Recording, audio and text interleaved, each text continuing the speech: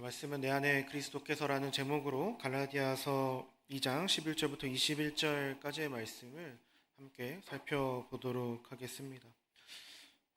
세상에서는 연일 큰 문제들이 발생하고 있습니다. 최근에는 전쟁으로 큰 혼란을 세계가 겪고 있습니다. 우리나라를 살펴보면 우리나라 가운데에서는 또 나라의 대통령이 탄핵되고 또 새로운 대통령이 선출되는 과정 가운데 많은 문제들이 발생하였습니다. 그리고 제가 또 크게 또 마음에 와닿았던 문제는 무엇이었냐 하면 이제 퀴어 축제하는 것을 목격하였던 것입니다.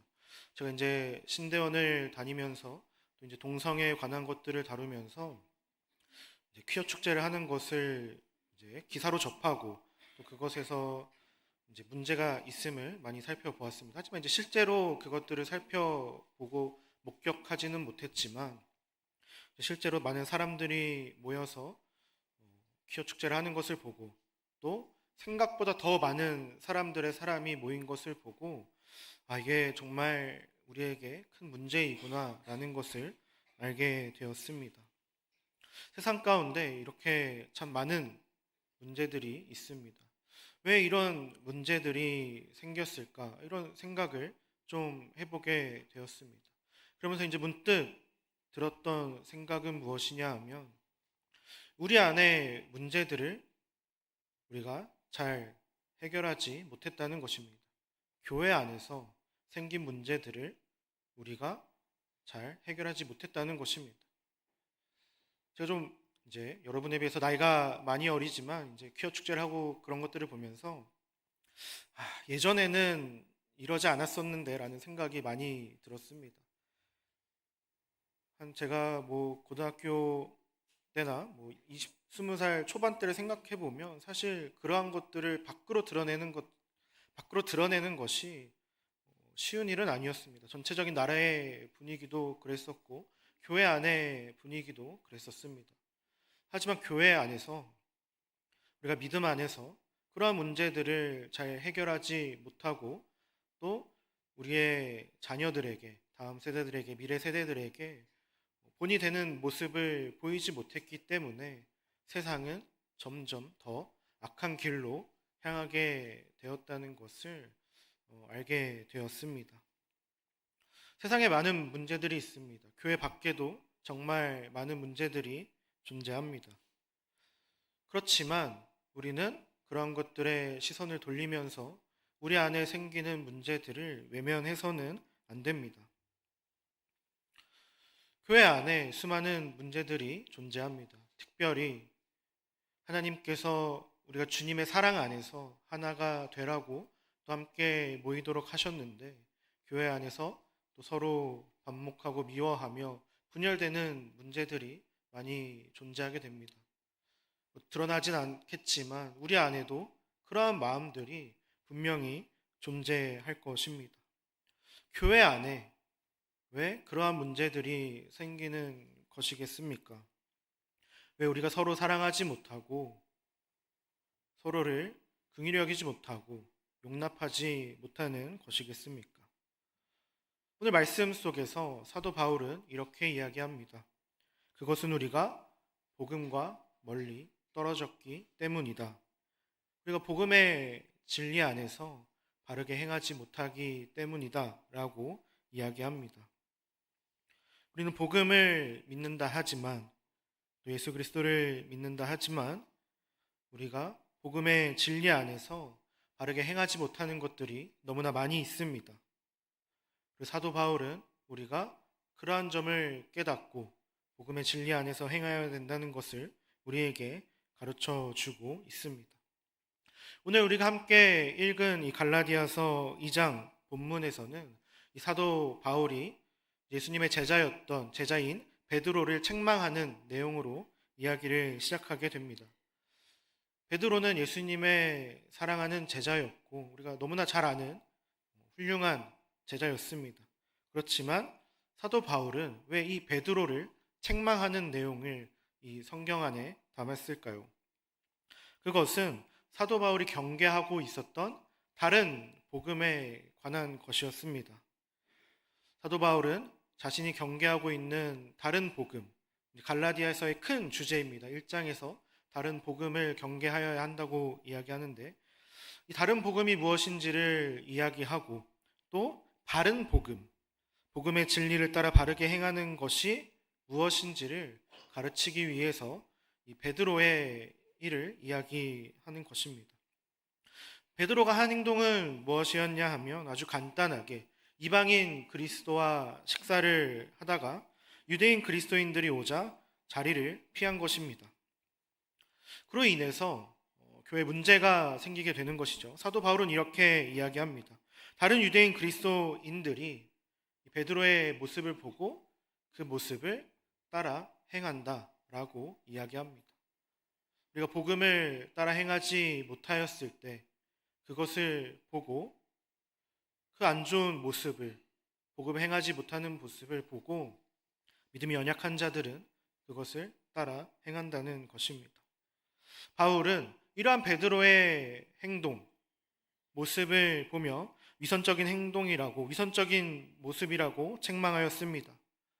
사실 바울이 이 베드로를 책망한 것은 마땅한 일이었습니다. 베드로는 책망당할 일을 한 것입니다. 그런데 바울은 단순히 베드로가 위선적인 행동을 한 것에 대해서 그 잘못을 지적하고 책망하는 것으로 끝내지는 않습니다. 바울은 베드로가 왜 그러한 행동을 하였는지에 대해서 근본적인 원인을 찾아 그를 책망하게 됩니다. 우리 함께 14절의 말씀을 함께 읽어보도록 하겠습니다. 함께 읽겠습니다. 그러므로 나는 그들이 복음의 진리를 따라 바르게 행하지 아니함을 보고 모든 자 앞에서 게바에게 이르되 내가 유대인으로서 이방인을 따르고 유대인답게 살지 아니하면서 어찌하여 억지로 이방인을 유대인답게 살게 하렸냐 하였노라. 아멘. 예수님의 제자 베드로가 복음의 진리를 따라 바르게 행하여야 했지만 그렇지 않았다는 것입니다. 복음의 진리를 따라 바르게 행하지 않았기 때문에 바울은 베드로를 책망한 것입니다. 바울이 경계하였던 것은 이런 것입니다. 베드로가 이방인 그리스도인을 피하여 행동한 것이 바울이 경계한 다른 복음입니다. 유대인 그리스도인들은 이방인 그리스도인들과 함께하는 것을 꺼렸습니다. 유대인 그리스도인들은 이방인을 매우 낮게 여겼습니다. 천하게 여긴 것입니다. 어떤 역사에 관련된 이 성경 해설서들을 보면 유대인들은 이방인들을 개처럼 낮은 존재로 여겼다고 합니다. 유대인들은 이방인들을 자신들과 함께할 수 있는 존재라고 여기지 않았습니다. 또 그렇기 때문에 유대인들은 이 이방인 그리스도인들에 대해서 유대인 그리스도인들은 이 이방인 그리스도인들이 자신들이 지키던 율법을 함께 지킬 것을 요구하였습니다. 복음은 무엇입니까? 믿음으로 구원을 받는다는 것입니다. 믿음으로 하나님께서 우리를 의롭다 여겨주신다는 것입니다. 그렇기 때문에 사실 우리가 구원을 누리기 위해서, 하나님께서 주시는 구원을 받기 위해서 우리가 어떤 다른 행위나 지켜야 할 것들이 없습니다. 그런데 유대인들은 이방인에게 이 복음 외에, 믿음 외에 다른 것을 요구하였던 것입니다. 그들이 율법을 지킴으로 더 정결해질 것을 요구하였던 것이죠. 이 베드로의 행동은 이 복음의 진리에 어긋난 모습이었습니다. 베드로가 겪었던 것들을 우리가 생각해 볼 수 있습니다. 그가 고넬료를 만났을 때, 사도행전에서 베드로가 이방인이었던 고넬료를 만납니다. 그때 하나님께서는 베드로에게 환상을 보여주십니다. 어떤 환상을 보여주십니까? 유대인들이 먹지 못할 것들을 이렇게 바구니에 내려주시면서 베드로에게 먹으라고 하나님께서 말씀하십니다. 그런데 베드로는 처음에 먹지 않죠. 하지만 하나님께서 먹으라고 하십니다. 내가 이것들을 천하게 여기지 않는다고 하시고 베드로에게 먹을 것을 이야기하시죠. 그렇게 베드로는 예수님의 복음에 대해서 깨달아 알게 되고 또 이방인과 계속해서 식사를 하게 됩니다. 교제하게 됩니다. 그렇지만 이 안디옥에서 벌어졌던 사건 가운데에서는 베드로가 이 유대인과의 식사 자리를 피하게 된 것입니다. 그 이전에 이제 바울이 그 이전에 이 이야기를 하기 전에 이제 2장의 앞선 본문에서는 이 예루살렘 회의에 대해서 이야기합니다. 많은 유대인 그리스도인들이 이 이방인 그리스도인에게 할례를 받을 것을 요구하였습니다. 자신의 율법을 그들이 함께 지킬 것을 요구했던 것이죠. 그리스도인이 되려면, 구원을 얻으려면 할례를 받아야 한다고 주장하는 것이었습니다. 그런 것들을 막기 위하여, 복음의 진리가 훼손되는 것을 막기 위하여 이 예루살렘 회의에서는 이 이방인 그리스도인들이 유대인들처럼 할례를 받지 않아도 된다는 것을 결정하였습니다. 그렇게 유대인 그리스도인들과 이방인 그리스도인들은 차별 없이 평등하게 서로를 대할 수 있도록 예수님 안에서 서로가 하나로 여기면서 그렇게 교제할 수 있도록 한 것입니다. 베드로는 그 결정도 어겼던 것입니다. 유대인 그리스도인들의 눈치를 보면서 자신의 그 이방인과의 식사 자리를 혹여 비난받을까 봐 두려움에 피한 것이었습니다. 유대인으로서 살아왔던 그 이방인을 낮게 여기던 것과 다른 유대인 그리스도인의 눈치를 봄으로써 이방인과의 식사 자리를 피하게 된 것입니다. 그러면서 사도 바울은 그러한 모습이 단순히 우리가 내렸던 결정을 지키지 않은 것, 그리스도인들이 지켜야 될 것을 지키지 않은 것이라고 이야기한 것이 아니라 사도 베드로가 복음의 진리를 바르게 행하지 않았다고 지적하면서 그를 책망하게 됩니다. 근본적인 원인에 대해서 다루게 된 것입니다. 베드로가 왜 그렇게 행하였는지, 베드로가 복음의 진리를 제대로 깨달아 알지 못하였기 때문에 그 복음의 진리를 통하여 그의 모든 것을 변화되지 않았기 때문에 사도 바울은 그에게 복음의 진리를 따라 행할 것을 요청하였던 것입니다. 우리도 이러한 베드로와 같은 모습이 많이 있습니다. 우리 가운데 많은 문제와 어려움이 찾아오게 됩니다. 교회 안에 서로가 마음 상하는 일이 생기기도 하며 또 서로에게 상처를 주기도 합니다. 그러면서 서로가 서로를 사랑하지 못하고 서로 반목하고 미워하게 됩니다. 생각해 봅시다. 하나님께서는 우리가 무엇 안에서 하나로 이 교회로 모이게 하셨습니까? 예수님의 사랑 안에서 주님이 머리 대신 교회로 주님의 몸된 지체로 하나가 되라고 하셨습니다. 그런데 우리는 그러한 것들을 너무나도 지키기 어렵습니다. 단순히 우리가 다른 사람들을 미워하고 또 질투하고 혹은 서로 간에 상처를 주는 행동들을 지적하면서 그러한 행동들을 하지 말아야지 라고 이야기하는 것으로 해결이 되는 것이겠습니까? 그렇게 해결된다면 사실 세상의 많은 모임들과 다를 바 없을 것입니다. 우리가 한번 생각해 봅시다. 우리가 했던 말들과 우리가 했던 행동들을 기억해 봅시다. 우리가 정말로 복음의 진리에 합당하게 행동하였다면 우리가 그렇게 말하고 그렇게 행동할 수 있었겠습니까? 우리가 복음과 가까이 하기보다는 나도 모른 채 점점 멀어져 있던 것은 아니겠습니까? 우리 스스로 깨닫지 못할 때도 있습니다. 내가 복음과 가까이 하고 내가 예수님을 잘 믿는다고 생각하지만 우리의 삶을 살아가는 와중에 하나님의 말씀과 점점 멀어져 가는 우리의 모습을 깨닫게 됩니다. 그냥 우리가 살아왔던 그 관성대로 우리가 살아가게 되는 것이죠. 내가 생각하고, 내가 말하고, 내가 행동하는 것들이 내가 살아왔던 내 경험이 기준이 되어서 그렇게 하는 것인지, 하나님의 복음으로 기준을 삼아서 우리가 그렇게 행하는 것인지 우리가 살펴볼 수 있어야 합니다. 우리는 복음에 합당한 삶을 살아가야 합니다. 그렇지 못한 모습들을 버려야 합니다.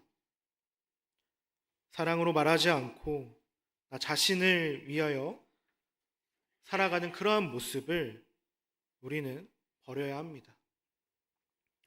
복음이 무엇입니까? 여러분은 복음을 어떻게 여기십니까? 복음이 천국에 들어가는 통행증입니까?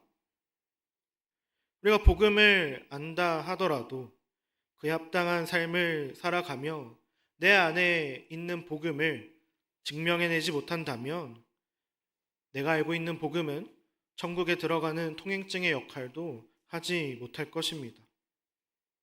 복음은 단순히 천국으로 들어가는 통행증 역할만 하지 않습니다. 복음에는 큰 능력이 있습니다. 복음에 큰 능력이 있다는 것을 여러분들은 믿으십니까? 복음은 우리의 모든 것을 주관합니다. 국회의원들이 이렇게 배지를 차는 것처럼 복음을 우리가 이렇게 드러내는 것이 아니라, 복음을 그냥 장식품처럼 여기는 것이 아니라 나의 모든 것을 변화시킬 능력 있는 하나님의 사랑으로, 복음으로 우리가 여겨야 하는 것입니다.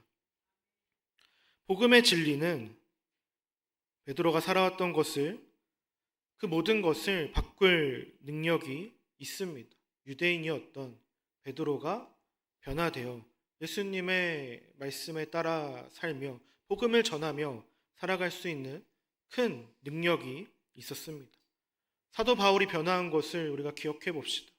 하나님을 믿는 사람들을 죽이는데 앞장섰던 사람이 사도 바울이었습니다. 그 누구보다도 하나님에 대해서 잘 알고 잘 믿는다고 열심히 행한다고 하던 사람이 바울이었습니다. 그 모든 것을 역전하여서 하나님의 복음을 바르게 깨닫고 예수님을 전하던, 열심히 전하던 사람으로 변화한 것이 바로 복음의 능력입니다. 우리는 그와 마찬가지로 내가 주장하고 내가 고집으로 가지고 있었던 모든 것들을 복음을 통해서 변화하여야 합니다. 우리는 복음으로 새롭게 되어야 합니다. 복음을 한번 생각해 봅시다. 복음이 어떤 것인지 우리가 잘 기억해 봅시다. 내 안에 있는 복음에 대해서 우리가 잘 생각해 보기를 바랍니다. 우리의 구원, 하나님께서는 우리의 무엇을 보시고 의롭다 여기시겠습니까? 바로 믿음입니다. 하나님께서는 우리의 믿음을 보시고 우리를 구원하시고 우리를 의롭다 여기십니다. 우리 16절의 말씀을 함께 읽어보도록 하겠습니다. 함께 읽겠습니다. 시작. 사람이 의롭게 되는 것은 율법의 행위로 말미암음이 아니오 오직 예수 그리스도를 믿음으로 말미암는 줄 알므로 우리도 그리스도 예수를 믿나니 이는 우리가 율법의 행위로서가 아니고 그리스도를 믿음으로써 의롭다함을 얻으려 함이라. 율법의 행위로서는 의롭다함을 얻을 육체가 없느니라. 아멘. 이 말씀을 생각하면서 떠오른 속담이 하나가 있습니다. 그것은 이제 바로 공든탑이 무너지랴입니다. 우리는 신앙생활을 하면서, 우리가 믿음 생활을 하면서 우리는 정성스럽게 쌓은 이 공든탑을 무너뜨려야 합니다. 우리는 하나님 앞에서 신앙생활을 하면서 우리의 마음을 다하고 우리의 뜻을 다하고 정성스럽게 해야 합니다. 당연히 그렇게 해야 합니다. 하나님께서 우리에게 주신 은혜가 얼마나 크고 놀라운데 그렇게 하지 않을 수 있겠습니까? 그렇지만 우리가 하나님 앞에서 나의 탑을 쌓았다면 우리는 과감히 무너뜨릴 수 있어야 합니다. 하나님 앞에서 우리가 내세울 게 무엇이 있겠습니까? 하나님 앞에서 내가 해왔던 모든 것들을 자랑스럽게 내놓을 수 있겠습니까? 그런데 우리는 계속해서 하나님 앞에 탑을 쌓고 있습니다. 신앙생활을 하면서 부단히 열심히 내 신앙의 공로를 세우기 마련입니다. 내 의를 높이 쌓게 됩니다. 내가 이렇게 신앙생활을 열심히 하고 잘하였으니, 또 봉사도 열심히 하고 헌신도 많이 하였으니 하나님께서 이것도 해주시고 저것도 해주시기를 바라는 마음을 우리가 가지곤 합니다.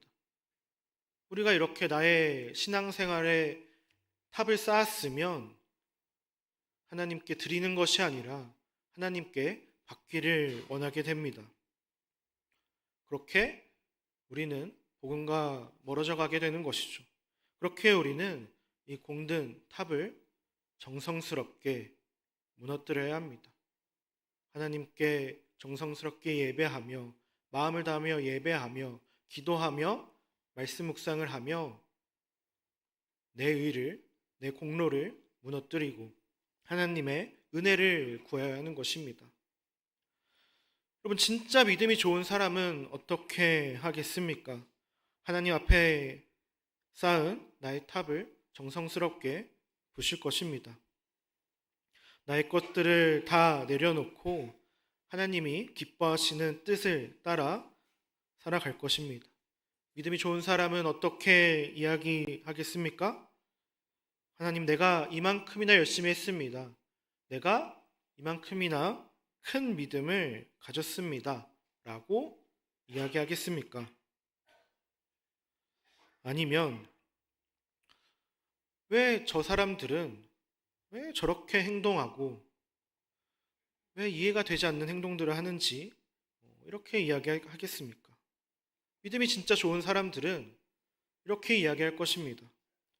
아직도 나의 믿음이 연약하고 부족하니 하나님, 나에게 더 큰 믿음을 주시옵소서. 이렇게 이야기할 것입니다. 여러분, 수많은 서신서에서, 사도 바울이 쓴 서신서에서 사도 바울은 어떻게 고백합니까? 사도 바울은 자신의 믿음, 자신이 열심히 한 것들을 자신의 자랑으로 내어놓지 않았습니다. 자신을 오히려 괴수 중에 괴수라고 이야기하며 더 큰 하나님의 은혜를 구한 사람이 바로 사도 바울입니다. 우리도 그와 같이 우리의 믿음의 연약함을 하나님 앞에 고백하며 하나님께 더 큰 믿음을, 하나님의 큰 은혜를 우리가 구할 수 있어야 합니다. 하나님 앞에서 우리가 내세울 것은 아무것도 없다는 것을 우리가 잘 기억해야 합니다. 내가 교회 안에서 직분을 맡은 것, 열심히 한 만큼 인정받기를 원하는 것, 다른 사람들이 나의 열심을 알아주기를 원하는 것, 우리가 이러한 것들을 내세우는 것이 아니라 결국 나중에 내가 열심히 신앙생활했던 것들을, 내가 열심히 봉사를 했던 것들을, 교회에서 헌신하였던 것들을 하나님께 나의 공로로 이야기하는 것이 아니라 하나님의 은혜를 구하며 하나님께 믿음을 구할 수 있어야 합니다. 하나님께 내가 이렇게나 열심히 했는데 왜 나한테 이러십니까? 왜 내가 천국에 들어가지 못합니까? 라고 이야기하는 것은 우리의 믿음 생활이 하나님의 뜻대로 하는 것이 아니라 나의 뜻대로 하는 것임을 보여주는 것입니다. 그렇다면 우리는 어떻게 해야 합니까? 하나님께서는 믿음을 보시는 분이십니다. 내가 만들어낸 믿음이 아닙니다. 믿음을 우리가 자기 확신이라고 여길 수도 있습니다. 내가 믿고자 결심하는 것.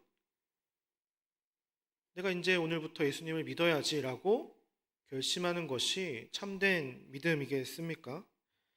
예수 그리스도의 십자가 사랑을 우리가 경험하고 우리를 사랑하신 하나님을 굳게 신뢰하는 것이 바로 믿음입니다.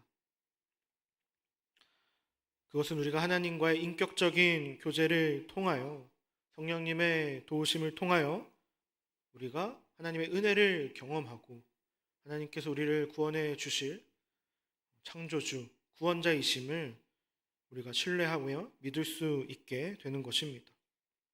그렇게 우리가 참 믿음을 가지게 되었을 때 하나님의 큰 은혜를 경험하고 하나님을 신뢰할 수 있게 되었을 때 우리의 삶에 변화가 찾아오게 됩니다.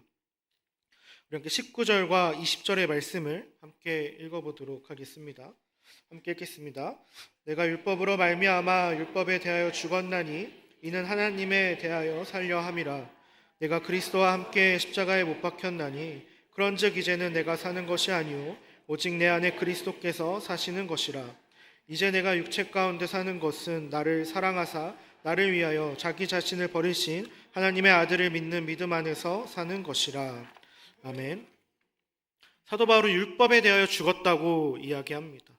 율법에 대하여 죽었다는 것은 어떤 것을 의미하는 것이냐면 자기 자신을 위해 살았던 사도 바울은 이제 죽었다는 것입니다. 그 이전에 예수님을 만나기 이전의 삶은 사도 바울이 하나님을 아무리 열심히 섬겼어도 그것은 하나님을 위하여 살았다는 것이 아니다 라고 이야기하고 있는 것입니다. 그때는 자기 의를 위해 살던 때이며 자기 자신을 위해 살던 때이며 하나님께 드리기보다는 하나님께 받기 원하는 그러한 삶을 살았던 때입니다. 그 때가 그랬던 자신은 죽었다고 이야기합니다. 그렇게 바울은 예수님을 만나고 우리를 위해서 죽으시고 부활하신 우리를 너무나 사랑하신 그 복음을 경험하게 되고 하나님을 위해 살기 원하는 자로 바뀌게 되었습니다. 이것이 믿음으로 사는 자의 모습입니다. 하나님을 위해 살아가는 삶, 그것이 참된 믿음을 가진 자의 삶입니다. 그것은 우리가 그리스도 안에서 그리스도와 함께하며 살아가는 삶입니다. 우리 안에, 내 안에 그리스도께서 함께 계신 모습입니다. 우리 안에, 나의 마음 안에 예수님께서 함께하고 계십니까? 네. 네. 우리가 크게 아멘이라고 고백해야 될 때인데 조금 작았던 것 같습니다. 네. 여러분의 마음 가운데 예수님께서 살아계심을 경험하고 계십니까? 우리가 그렇게 살아가기를 소망합니다. 우리의 삶 가운데 하나님의 말씀에 귀 기울이며 내 마음 가운데 계신 예수님의 목소리에 귀 기울이시며 살아가기를 소망합니다. 혹여 내가 바라는 것들, 내가 옳다고 여기는 것들을 하나님의 뜻이라고 여기진 않으시고 오직 예수님의 모습을 구하며 예수님의 모습을 닮아가기를 소망합니다.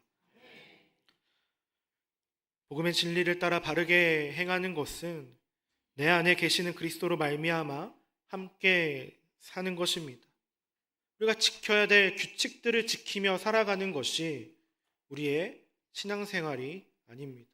우리 안에 살아계시는 예수님으로 말미암아 그분의 모습을 따라 살아가기를 소망하는 것, 하나님의 기뻐하시는 모습을 따라 행하기를 소망하는 것, 원하는 것, 또 그렇게 순종하며 행하는 것들, 우리가 자원하는 마음으로 하나님을 사랑함으로 행하는 것들이 바로 복음의 진리를 따라 바르게 행하는 삶입니다.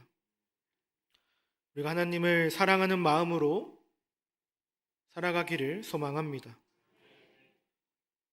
하나님께서는 우리에게 어떤 사랑을 나타내셨습니까? 나를 사랑하사 나를 위하여 자신을 버리신 하나님의 아들의 사랑을 우리에게 보여주셨습니다. 우리가 그 사랑으로 하나님을 사랑하며 또 그 사랑을 나타내며 또 그 사랑을 전하며 살아가기를 소망합니다. 우리가 진정한 복음의 삶을 살아가기를 소망합니다. 복음의 진리에 합당하게 살아가며 복음을 전하기를 소망합니다. 말씀을 마무리하도록 하겠습니다. 우리는 그리스도와 함께 늘 동행하며 함께하며 살아야 합니다. 이것은 예수님을 단순히 내 옆에 함께 하시는 분으로 모시는 것은 아닙니다. 그리스도와 함께, 내 안에 함께 하는 것입니다. 그리스도의 뜻에 따라 살아가며 그분의 모습을 닮아가는 것입니다. 그것이 바로 복음과 함께하는 것입니다. 복음으로 살아가는 것입니다. 복음으로 인하여 우리가 그렇게 살아가는 것입니다. 우리 모두가 복음에 합당한 삶을 살아가기를 소망합니다. 우리 마포중앙교회가 언제나 그리스도와 함께하며 나 자신을 위해 살아가는 것이 아니라 오직 그리스도와 함께하며 하나님을 사랑함으로 하나님께 드리는 삶을 살아가는 주님의 귀한 교회가 되기를 주님의 이름으로 축복합니다. 기도하겠습니다. 하나님 아버지, 우리에게